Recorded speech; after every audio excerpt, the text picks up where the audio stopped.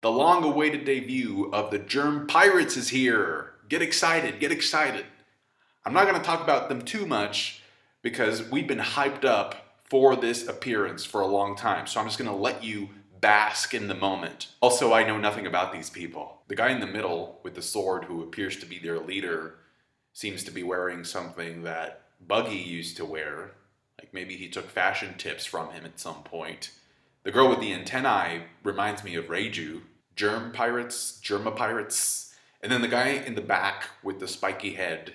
I'm curious about whether that's supposed to be a new race or not. The chapter opens up in Zou with Zunisha already being punished or being cursed to walk the seas indefinitely. There's talk about a promise that was made centuries back between the Wano Kozuki clan and the Minks. And I get the feeling that if it was centuries back, that promise took place during the Void Century, because the Void Century happened 800 to 900 years ago. We've pretty much known since Zou that the Kozuki clan and the Minks go way back. We just didn't know how long ago way back was. And I'm pretty sure their bond has something to do with the moon, since the Minks reached their full power during the full moon.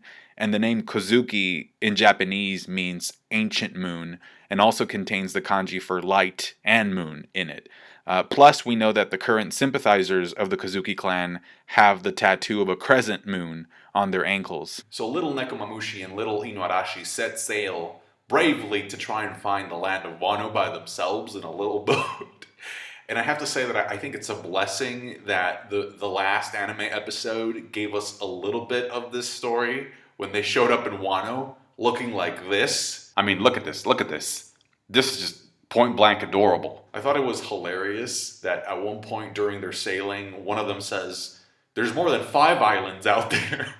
And I find this hilarious because this is a reference to the red poneglyph in Zou that says that in order to find Raftel, you have to essentially connect the intersecting point of 4 islands. So 4 plus Raftel, that makes 5. So you're like, there should be more than that. And that also gets me to think that at one point, maybe a Kozuki clan member translated that red poneglyph for the Mink tribe at some point. So the little dog, the little cat, and little baby Kawamatsu are being prepped to be executed. And then Oden steps out of the water. He's pulling in a carp, koi fish. And I remember, I don't know if this was in the manga, but I remember in the anime, I think Luffy says something like, "Whoa, these carp are really strong." So you could just imagine, this guy's just pulling it in with one arm, just and he beat it up, obviously. Oden just keeps getting chatter and chatter with each chapter, and then he also beats up the people that were about to execute little Nekomamushi, Inuarashi, and Kawamatsu. And then the Pokemon follow Oden home. And there's this gag about Nekomamushi not being able to eat hot food.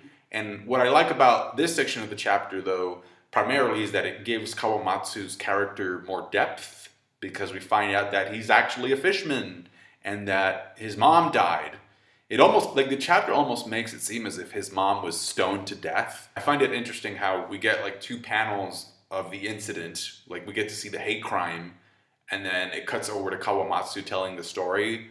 And he's just kind of there stuffing his face. Kind of makes me feel like he just kind of got over it. Kawamatsu's like, golly gee, Mr. Oden, you sure have some racist people up in this country. The whole thing about Kawamatsu essentially lying about the fact that he's a fishman and saying that he's a kappa, and the fact that his mom taught him that, I think is very realistic. We're talking about fishmen, which is a race that doesn't exist, but I think take that concept and you can apply it in the real world today. People that are, they prefer to say, "Oh, I'm this," rather than this ethnicity, because they're afraid. And not only is that aspect realistic, but it also kind of serves the story. Because I remember when Kawamatsu first showed up, I thought that he was a human that had eaten the kappa devil fruit. But what I like about this is that confusion kind of existed inside and outside of the manga, Because he used that confusion inside of the manga to his advantage, but then I myself, and I'm pretty sure other people were also kind of wait, is he a fishman or is he a kappa? What's going on here? And so we find out that Oden's motivation to try and leave Wano and explore the seas is only boosted further by his encounter with Kawamatsu, Nekomamushi, and Inuarashi. Unfortunately, however, Oden is low on funds. The Scabbards find out about this and they try to sneak into Yasui's place to steal some money. And that's a part of this flashback that we've already seen play out because it was part of chapter 943. What's great about Oda is that he could have just taken the panel that he drew back then of the Scabbards being tied up and just reuse it, just copy and paste here. But I mean, even though the panel is literally depicting the same thing, you can tell that they're drawn differently. So Oda decided to put in the work, and I mean, wow. I mean, just he could have just easily copy and pasted that panel, and he didn't. Now, the reason for why this part of the flashback had to be shown before the start of the Oden flashback is because it establishes the bond between the Scabbards and Yasui. And since this part of the flashback was shown during the chapter that corresponds to Yasui's death, it just builds up that emotional reaction because this is essentially what the Scabbards remember about Yasui, that he was kind and forgiving and actually gave them money to better themselves so that they could be proud retainers, proud Scabbards under Oden. And I think it's heavily implied that Yasui at one point figured out that it was Orochi who stole the money from the previous chapter, from what we saw happen, and that Yasui fired Orochi, just let him go and let him be by himself, and that Oden took pity upon that, and he decided to give him funds. Orochi's just a total piece of filth, complete garbage, which sucks because, I mean, people like that really do exist, and it's just sad. But it's also kind of implied that Orochi is going to be the one who ends up killing Oden's father. Because Oden says, like, I've been hearing rumors that you've been sick, but you look okay. You look fine. So that to me says then if he's not really sick, then he's being made sick. So it just makes it obvious that Orochi had his eye on becoming Shogun. Now, as we see the montage of the Scabbards working to better themselves, there's this one panel of Denjiro, and on top of it, it says, a servant's duty is to protect their master. And I know it's technically Yasui saying that, but the fact that that piece of dialogue is above Denjiro, when I read that, I was like, where have I heard something similar? And so it just made me think of that quote that Zoro has in Thriller Bark when he says that, if I can't protect my captain's dream, then whatever ambition I have is worthless. And then after that sequence ends, we see that apparently the mountain boar that Oden sliced in half is still alive. Oden must have stitched him up, apparently, because I guess he just didn't want to leave that little boar without his parent. Then we get this really cool panel of the Scabbards entering the Wano capital, and we see that Oden is on top of that little boar. And the Scabbards, like, they all look great. You know, they've cleaned up nice. But I just want to point out, like, how much Inuarashi and Nekomamushi have grown in 3 years. And there's a small panel that kind of showcases how impressionable the people of the Wano capital are. I mean, I don't want to say they're idiots, but they do eat up rumors very, very easily. Like, there's this person saying, oh, like, be careful with your money, put it away, because Oden's retainers are thugs. No wonder they end up hating Oden after Orochi comes to power. If Orochi's just feeding them propaganda, like, you could see why these people would turn. Anyway, to end the chapter on a high note, we get the Moby Dick, and it's all busted up on the shores of Wano, and we see the Whitebeard pirates. Whitebeard says that they made their way to the top of the waterfall, and my question is, how did you get that massive ship to the top of the waterfall? Here's my theory, all right? I think that Whitebeard saw the waterfall, and he's like, oh, we gotta climb it, because that's where the fish are going, and he threw a punch. He used the Quay fruit to get a boost, to create a wave in order to climb the waterfall, but he overdid it, and that's why the ship got all busted up. On that note, I did notice that Whitebeard doesn't have his chest scars just yet, at least not from what was visible in this chapter, so I wonder if we're going to find out how he gets them. So I'm just going to go through the lineup of the spread. So from the people that we know that actually become commanders, we have Marco and Jozu. And I actually wonder if any of these characters already have their devil fruit powers. There's also Rakuyo, who I've always thought looks like Jack Sparrow. I wonder if Oda kind of based that character off of him. And then we have Vista without his mustache, which at first I didn't know that was Vista until I saw his swords. And when it comes to him, I'm actually curious about his flower sword style, whether he developed that in Wano, since we've seen other samurai in Wano produce the Sakura petals with their attacks, like Shutenmaru. So I'm curious if Vista teaches that technique or if Vista is about to get taught that technique by a samurai in Wano. I don't see Thatch as part of the group yet, so it'll be interesting to see how he comes along and where he fits into things. And then, so those are the commanders, right? And then from the captains, we see Whitey Bay, who is also called the Ice Witch. And the reason she's called that is because she has a ship that can break through ice.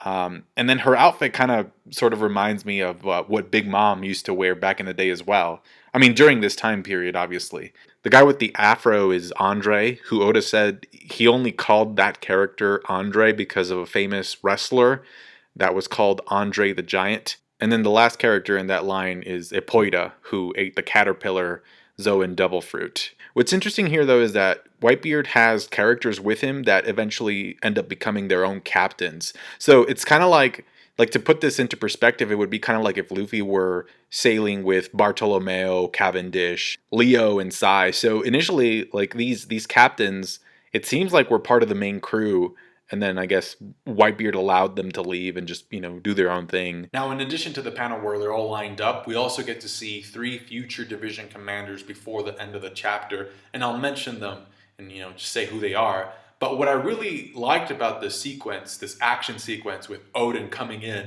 and clashing with Whitebeard, is that you actually get to see Whitebeard using all 3 types of haki. The first is observation, when he's like, something's coming. And in fact, it is in that moment that we get the future division commanders, 2 of them. One of them is Fossa, he's the one with the cigar.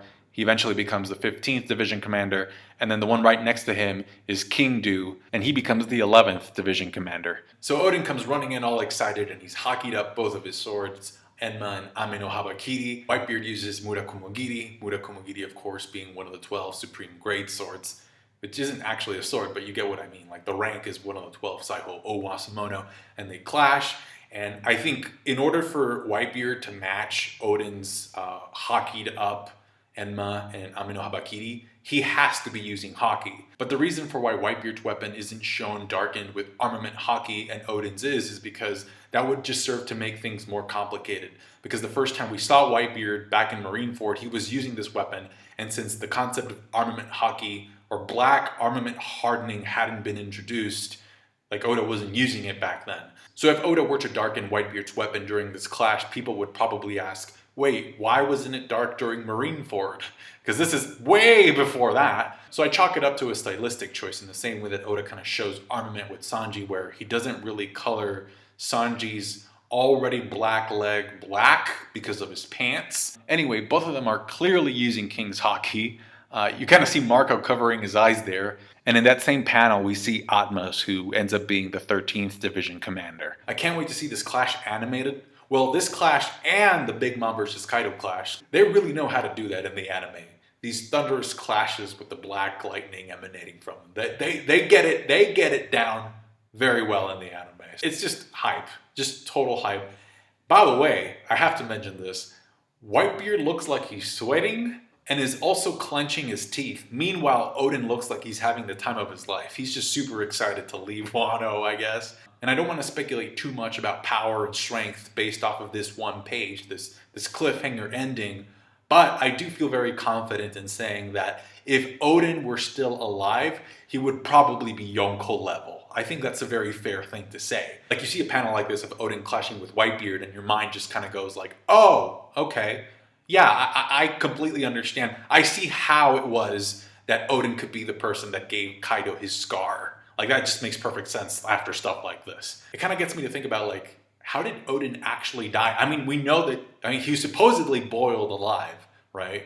But the question is, like, who restrained him? Like, who captured him? How were they able to pin this guy down? It's crazy. Like, it's like, How many dudes were on him? Or do you think it was just Kaido who took care of him? I don't know. Anyway, great ending. Really good to see Whitebeard, Edward Newgate, and his crew back in the day. Awesome stuff. Can't wait for more. During the week, we got kind of a preview announcement from the One Piece editor who talked about like what we can expect from this flashback moving forward.